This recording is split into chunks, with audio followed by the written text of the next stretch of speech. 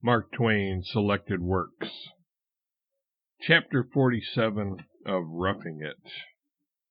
Buck Fanshaw's Funeral, 1872. Somebody has said that in order to know a community, one must observe the style of its funerals, and know what manner of men they bury with most ceremony. I cannot say which class we buried with most éclat in our flush times, the distinguished public benefactor or the distinguished rough. Possibly the two chief grades or grand divisions of society honored their illustrious dead about equally, and hence, no doubt, the philosopher I have quoted from would have needed to see two representative funerals in Virginia before forming his estimate of the people.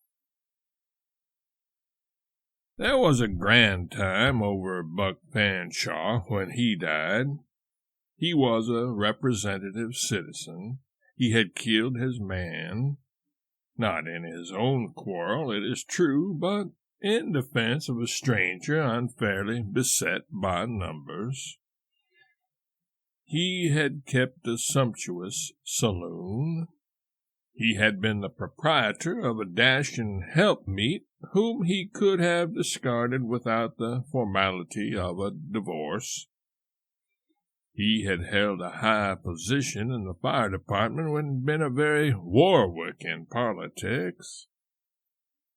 When he died, there was great lamentation throughout the town, but especially in the vast bottom stratum of society. On the inquest, it was shown that Buck Fanshaw, in the delirium of a wasting typhoid fever, had taken arsenic, shot himself through the body, cut his throat, and jumped out of a 4-story window and broken his neck. And after due deliberation, the jury, sad and tearful, but with intelligence unblinded by its sorrow, brought in a verdict of death by the visitation of God. What could the world do without juries? Prodigious preparations were made for the funeral. All the vehicles in town were hired, all the saloons put in mourning, all the municipal and fire company flags hung at half-mast, and all the firemen ordered to muster in uniform and bring their machines duly draped in black. Now, let us remark in parentheses, as all the peoples of the earth had representative adventurers in the Silver Land, and as each adventurer had brought the slang of his nation or his locality with him, the combination made the slang of Nevada the richest and the most infinitely varied and copious that had ever existed anywhere in the world, perhaps, except in the mines of California in the early days. Slang was the language of Nevada. It was hard to preach a sermon without it and be understood. Such phrases as, "You bet," "Oh, no, I reckon not," "No Irish need apply," and 100 others became so common as to fall from the lips of a speaker unconsciously, and very often when they did not touch the subject under discussion, and consequently failed to mean anything. After Buck Fanshaw's inquest, a meeting of the Short-Haired Brotherhood was held, for nothing can be done on the Pacific coast without a public meeting and expression of sentiment. Regretful resolutions were passed and various committees appointed. Among others, a committee of one was deputed to call on the minister, a fragile, gentle, spiritual new fledgling from an Eastern theological seminary, and as yet unacquainted with the ways of the mines. The committeeman, Scotty Briggs, made his visit, and in after days it was worth something to hear the minister tell about it. Scotty was a stalwart rough whose customary suit, when on weighty official business like committee work, was a fire helmet, flaming red flannel shirt, patent leather belt with spanner and revolver attached, coat hung over arm, and pants stuffed into boot tops. He formed something of a contrast to the pale theological student. It is fair to say of Scotty, however, in passing, that he had a warm heart and a strong love for his friends, and never entered into a quarrel when he could reasonably keep out of it. Indeed, it was commonly said that whenever one of Scotty's fights was investigated, it always turned out that it had originally been no affair of his, but that out of native good-heartedness he had dropped in of his own accord to help the man who was getting the worst of it. He and Buck Fanshaw were bosom friends for years, and had often taken adventurous potluck together. On one occasion they had thrown off their coats and taken the weaker side in a fight among strangers, and after gaining a hard-earned victory, turned and found that the men they were helping had deserted early, and not only that, but had stolen their coats and made off with them. But to return to Scotty's visit to the minister. He was on a sorrowful mission now, and his face was the picture of woe.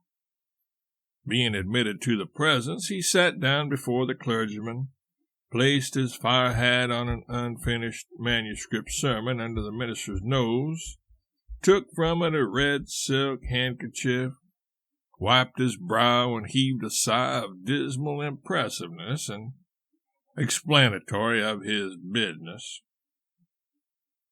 He choked and even shed tears, but with an effort he mastered his voice and said in lugubrious tones, "Are you the duck that runs the gospel mill next door?" Pardon me, I believe I do not understand. With another sigh and a half-sob, Scotty rejoined, "Why, you see we are in a bit of trouble, and the boys thought maybe you would give us a lift if we'd tackle you. That is, if I've got the rights of it, and you are the head clerk of the doxology works next door." "I am the shepherd in charge of the flock whose fold is next door." "The which?" "The spiritual adviser of the little company of believers whose sanctuary adjoins these premises." Scotty scratched his head, reflected a moment, and then said, "You rather hold over me, pard. I reckon I can't call that hand. Ante and pass the buck." "How? I beg pardon? What did I understand you to say?"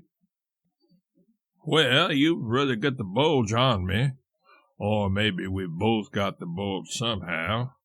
You don't smoke me, and I don't smoke you. You see, one of the boys has passed in his checks, and we want to give him a good send-off, and so the thing I'm on now is to roust out somebody to jerk a little chin music for us and waltz him through handsome." "My friend, I seem to grow more and more bewildered. Your observations are wholly incomprehensible to me. Cannot you simplify them in some way? At first I thought perhaps I understood you, but I grope now. Would it not expedite matters if you restricted yourself to categorical statements of fact, unencumbered with obstructing accumulations of metaphor and allegory?" Another pause and more reflection. Then said Scotty, "I'll have to pass, I judge." "How?" "You raised me out, pard." "I still fail to catch your meaning." "Why, that last lead of yourn is too many for me, that's the idea. I can't neither trump nor follow suit." Clergyman sank back in his chair, perplexed. Scotty leaned his head on his hand and gave himself up to thought. Presently his face came up, sorrowful but confident. "I've got it now, so's you can savvy," he said. "What we want is a gospel sharp, see?" "A what?" "Gospel sharp. Parson." "Oh, why did you not say so before? I am a clergyman, a parson." "Now you talk. You see my blind and straddle it like a man. Put it there," extending a brawny paw, which closed over the minister's small hand and gave it a shake indicative of fraternal sympathy and fervent gratification. "Now we're all right, pard. Let's start fresh. Don't you mind my snuffling a little, because we're in a power of trouble. You see, one of the boys has gone up the flume." "Gone where?" "Up the flume. Throwed up the sponge, you understand." "Thrown up the sponge?" "Yeah, kicked the bucket." "Has departed to that mysterious country from whose bourne no traveler returns." "Returned, I reckon. No, why, part he's dead." "Yes, I understand." "Oh, you do? Well, I thought maybe you might be getting tangled some more. Yes, you see, he's dead again." "Again?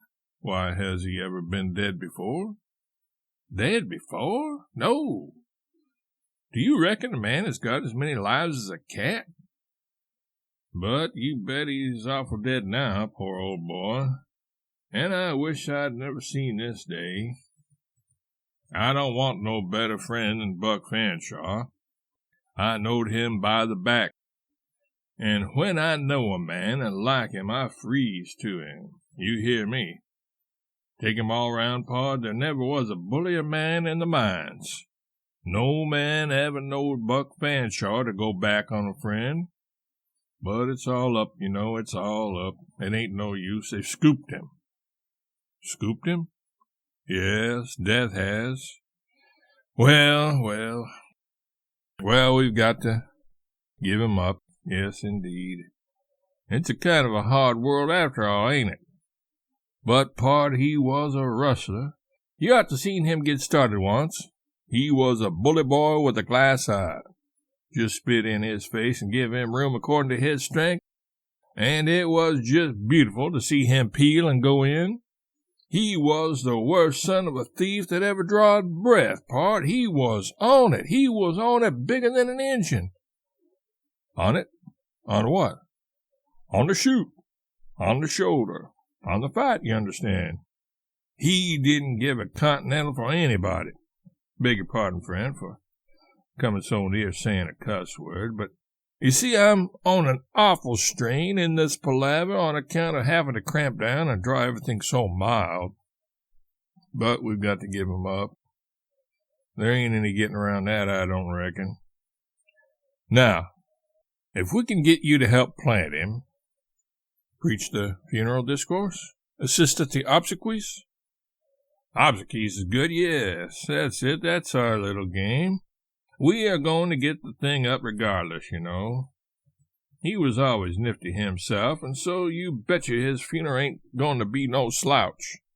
Solid silver door plate on his coffin, 6 plumes on the hearse, and a nigger on the box in a biled shirt and a plug hat.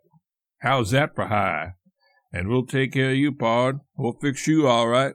There'll be a carriage for you, and whatever you want, you just escape out and we'll tend to it. We've got a shebang fixed up for you to stand behind in number 1's house, and don't you be afraid. Just go in and toot your horn if you don't sell a clam. Put Buck through as bully as you can, pard. For anybody that knowed him will tell you that he was one of the whitest men that was ever in the mine. You can't draw it too strong. He never could stand it to see things going wrong.